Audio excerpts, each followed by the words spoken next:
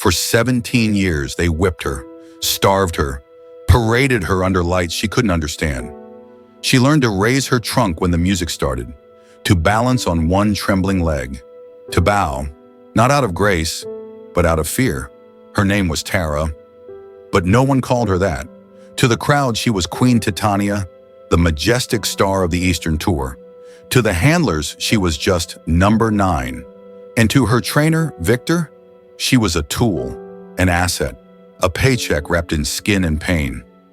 Victor wasn't cruel because he enjoyed it, at least not always. He was simply raised in the circuit, taught that animals obey when they hurt, and when they don't obey, they hurt them more. Tara stopped resisting years ago, not because she was broken, but because she remembered the boy. The one who once snuck her a mango behind the canvas curtain.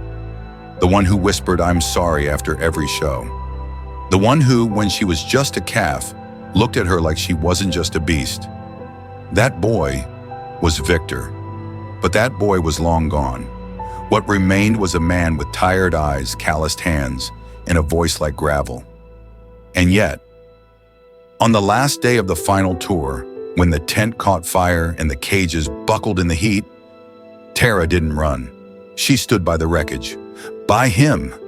As flames licked the sky and sirens wailed in the distance, she stayed, because somewhere beneath the ash and bruises and years of pain, the boy was still there. The fire started fast. One spark, then canvas, then chaos. Trainers shouted, handlers scattered, animals screamed from metal enclosures that bent and cracked with the heat. Victor had tripped over a fallen spotlight beam, his leg twisted beneath him. He couldn't move. The flames were closing in, and Tara, free for the first time in 17 years, stood over him. The other animals had fled. A tiger bolted through the collapsed tent wall. The horses disappeared into the trees.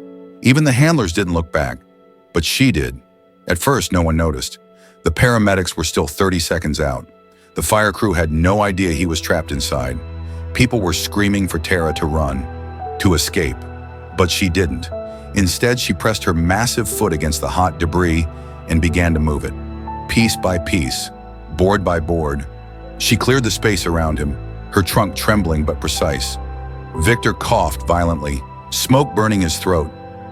When his eyes opened, he saw her scarred legs, her cracked tusks, her body shivering from the heat, and her eyes, not wild, not angry, but watching, like she had been waiting for this moment, to choose. He tried to speak, but no words came. Just a tear, the first he'd shed in years. And Tara, the elephant he had caged, beaten, and named like a possession, lowered herself beside him. She touched her trunk gently to his chest, a heartbeat, still alive, still there. When the firefighters finally reached them, they stopped cold, because she wasn't blocking the way. She wasn't panicking. She was guarding him and wouldn't let them take him. Not until one of them whispered, "It's okay, girl. We're here to help." Only then did she back away, slow, steady, never looking at the flames, only at him. She didn't look at the firefighters, didn't flinch at the hiss of the hoses or the distant sirens echoing through the trees, didn't react when a medic shouted something about critical injuries and internal bleeding. She just stood there, eyes fixed on the man she should have abandoned, the man who once held the whip, the man who never said her name. And for a moment, no one moved. One of the younger firefighters, maybe 20 years old, whispered to another, "Is she protecting him?" But it was more than that. She wasn't just shielding his body, she was holding the silence. That sacred, trembling pause between everything that had been done and everything that still could be forgiven. Victor reached out, his fingers barely lifting off the ground. He couldn't touch her. Not really, but he tried. And in that trying, something broke. Not in her, in him. His breath caught, his shoulders collapsed inward. And suddenly he wasn't the trainer, wasn't the ringmaster, wasn't the man with the schedule and the stick and the commands. He was just a boy again, kneeling behind the tent, sneaking a mango to a calf with frightened eyes, whispering, "I'm sorry," because he didn't know what else to say. Tara didn't cry. She didn't need to. She simply knelt beside him again, folding her legs in slow motion, like a falling building made of memory. Then she did something no one expected. She rested her trunk on his chest. Not hard, not heavy, just enough. Enough to say, I remember. Enough to say, you mattered, even when you didn't know how to show it. Enough to say, I see you now. Not the ringmaster, not the command in your voice or the steel in your shoes, not the lashes, not the knights in chains, but the boy who once stopped in front of her cage, too small to be a threat, too quiet to be cruel. The boy who paused before turning the key, who looked into her eyes and hesitated, even when his father shouted at him not to. She remembered, even after 17 years of bright lights and beatings, of metal floors and no sky. She remembered the one moment when kindness had outweighed obedience. Victor's breathing grew shallow. The medics worked around him now, gently, urgently, but still she stayed, not touching, just near. When one of them tried to move her, she didn't flinch, but she didn't budge either. It wasn't defiance, it was memory. She wasn't standing guard, she was standing witness, because in that moment, no one else could understand what passed between them. It wasn't apology, it wasn't redemption, it was recognition. Two lives tangled by cruelty, but bound, somehow, by one unforgotten kindness. She remembered his voice before it grew sharp, his eyes before they went cold, the boy who once leaned in and whispered, "You don't deserve this." Maybe he had forgotten, but she hadn't. And now, as his eyes fluttered closed again, she leaned in, closer. And for the first time in almost 2 decades, she made a sound. Not a trumpet, not a roar, not rage. A low, breathy rumble, like the hum of the earth beneath old roots, like something ancient saying, "You're still here, I know." And in that sound, Victor wept, not out of pain, not because of the burns or the broken ribs, or the knowledge that his body was failing, but because something deeper had cracked open, something he hadn't known he'd buried. He wept for the boy he used to be, for the choices that shaped him, for the silence he'd built between himself and the creatures he trained to fear him, and for the miracle that she remembered.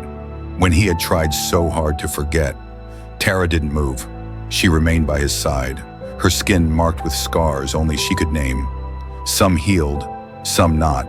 And yet, her presence now was not the story of what had been done to her. It was the story of what she chose to do in return. In a world where every instinct would have said run, she stayed. In a life where every experience had taught her mistrust, she leaned in. Not because she owed him anything, but because some hearts, no matter how crushed, still remember how to recognize another. Victor's hand twitched. Slowly, shakily, it reached up and brushed against the edge of her trunk. It wasn't strong, it wasn't sure, but it was there. And Tara, in answer, didn't pull away. She closed her eyes and pressed her forehead gently to his. Smoke still filled the air. Ash floated down like gray snow. But in that space, inside that circle, there was peace. Not forgiveness, not forgetting, but peace. Because for the first time in either of their lives, they were no longer playing roles, no longer performing, just being. Not the elephant and the trainer, not the captive and the captor.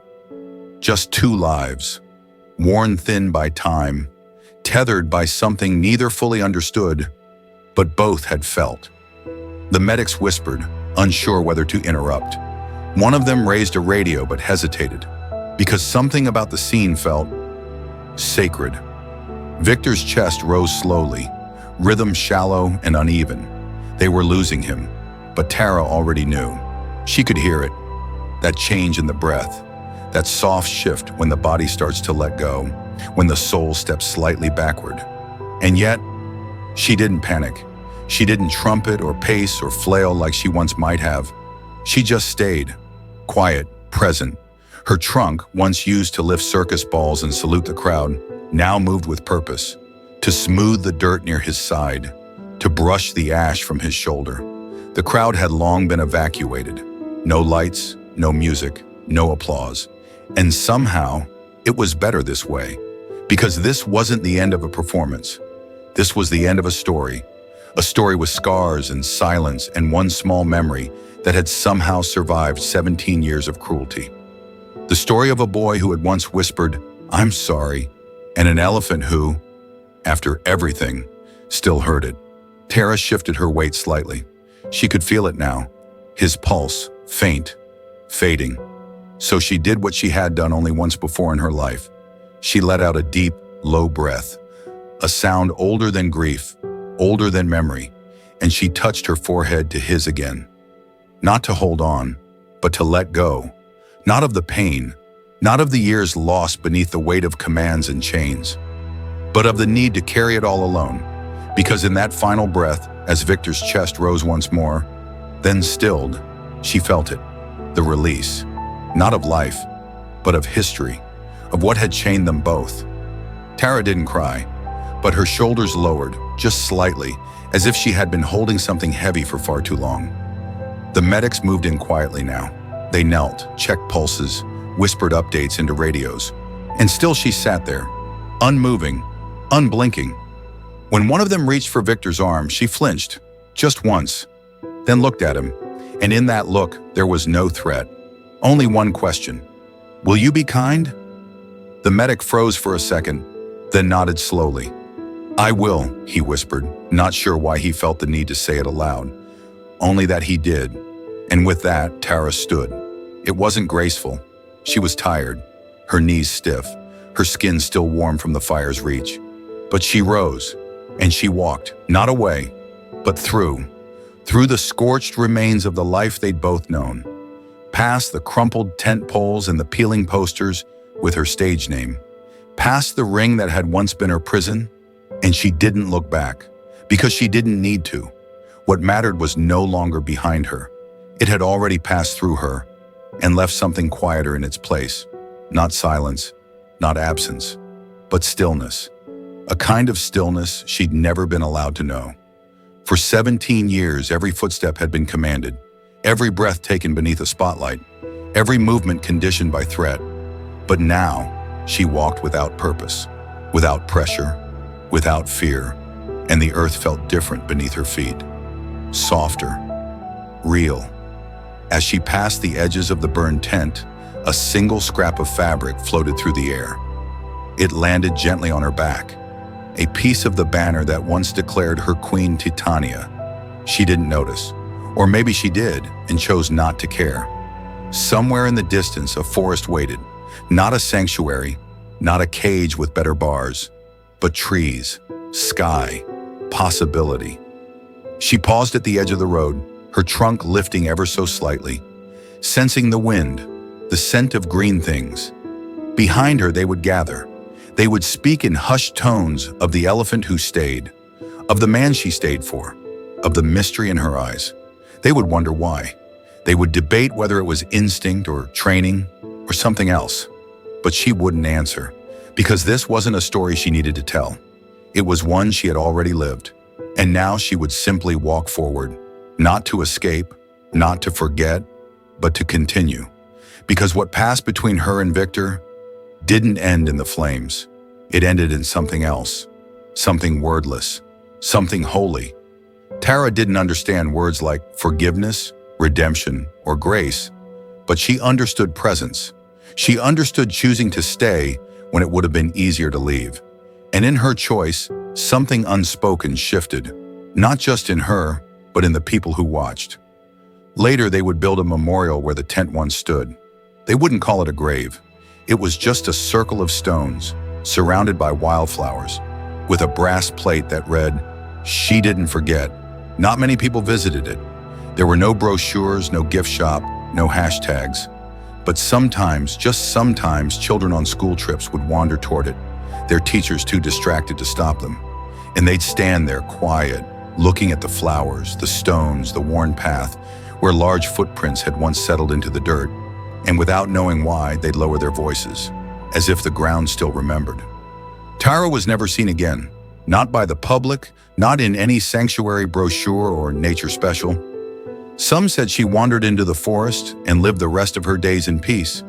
Others believed she didn't live much longer at all. But the truth, she had already lived enough. In that one choice, in staying by his side, in lifting the weight from his final breath, she had rewritten everything that had been written for her. Not with anger, not with vengeance, but with stillness, with dignity. And in doing so, she gave him something no one else ever had, a quiet ending, a human one.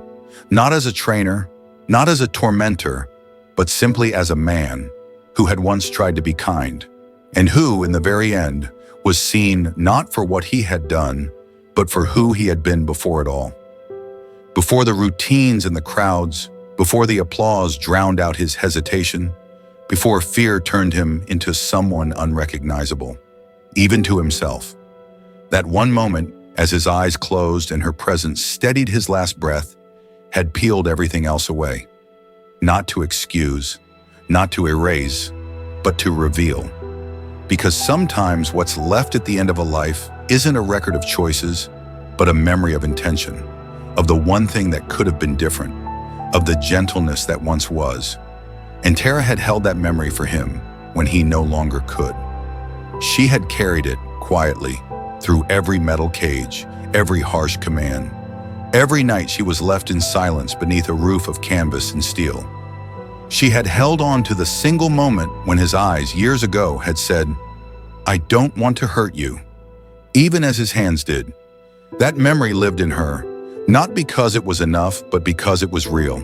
Now, as the last traces of smoke faded into the morning air and the earth cooled beneath her feet, she no longer needed to carry it.